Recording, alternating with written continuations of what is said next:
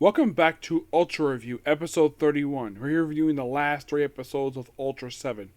Now, 47 is a standalone episode. One thing I forgot to mention when it came to the Dan versus Ultra 7 one, that episode, the suit that the robot Ultra 7 used, that was a rejected Ultra 7 suit they had lying around. And I guess they figured, oh, why not have Ultra 7 fight his previous suit that was going to be for the show? Yeah, I forgot to mention that, so here we go. Now, the last 3 episodes are interesting.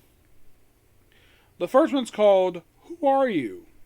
Where, get this, Chachiro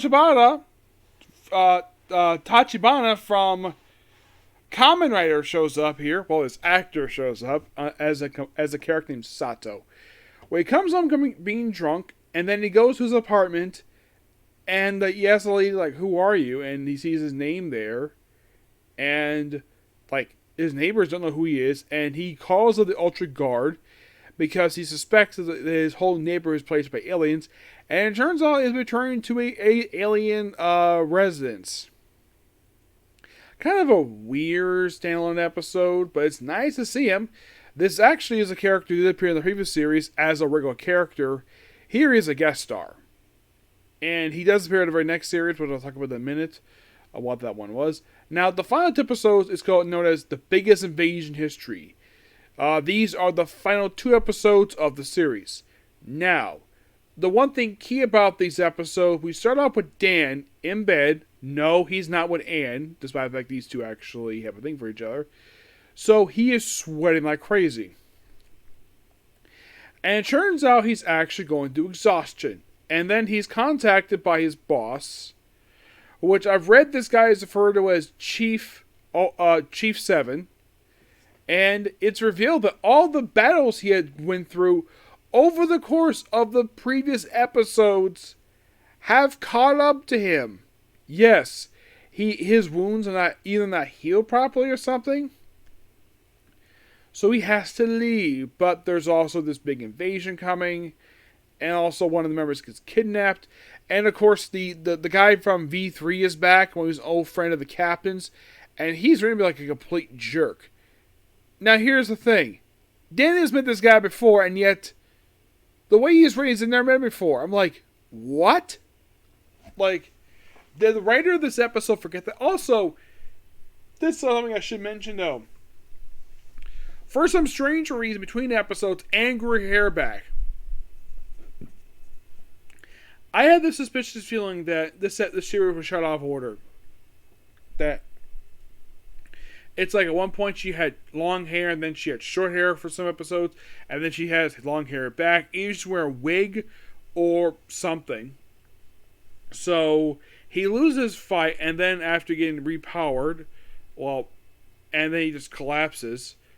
And, they couldn't shoot him down because it was Dan piloting the thing on duty.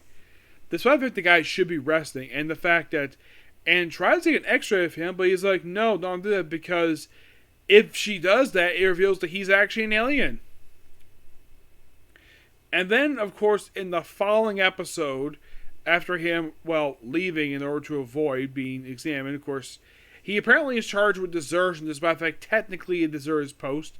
The man was suffering through exhaustion. He was not on duty when this happened. So he should not be charged with desertion. He was not in the right head, and his chief tells him, don't transform, you'll die. So then, of course, basically, Dan has no choice but Anne, who apparently the boy who found him later contacted Ultra Guard, contact Anne specifically, somehow, and he tells her that he's actually Ultra 7. He has been from the very start. He's from Nebula 78, and he has to go home soon. But of course, he has to rescue his friend, which he does. Briefly, as a monster he battled in the previous episode, which he thought he destroyed, but here he is alive. I love also the good continuity when they go back to see the monster's corpse, which I'm like, damn. And also, the final episode feels a little bit like the final episode of Ultra Man, where the base attacked. Yes. And then pretty much like right after that, basically, as soon as he beats the monster, and tells the Ultra Guard that Dan is Ultra 7. They're like, oh, we got fend for ourselves, basically, because Dan is leaving. So after the monster's defeated, Dan goes off to space while as Ultra 7. And that's the series. They all basically just end it there.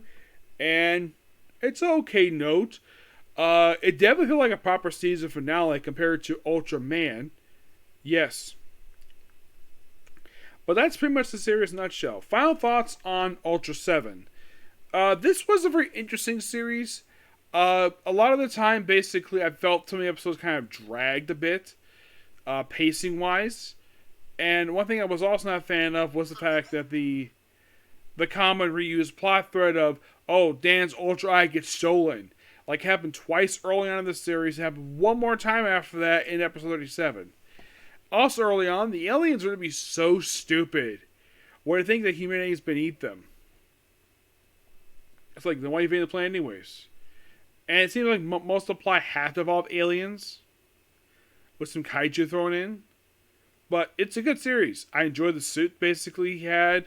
Nothing really wrong here. Now, I've not watched a dub for this series. I know there is a dub. But they changed people's names. And I don't want to watch the dub for this one. This girl's one. But with this one finished up, that's the third series of the Ultra franchise. And also, with this one finished up, I'm out of the 60s when it comes to the Ultra franchise. Yep, now I'm moving on to 1970s. Now, before I read the reason why between this one and the next Sentai, which, by the way, the next Ultra series will be The Return of Ultraman. Yes. Now, the reason why they stopped after... The reason why after...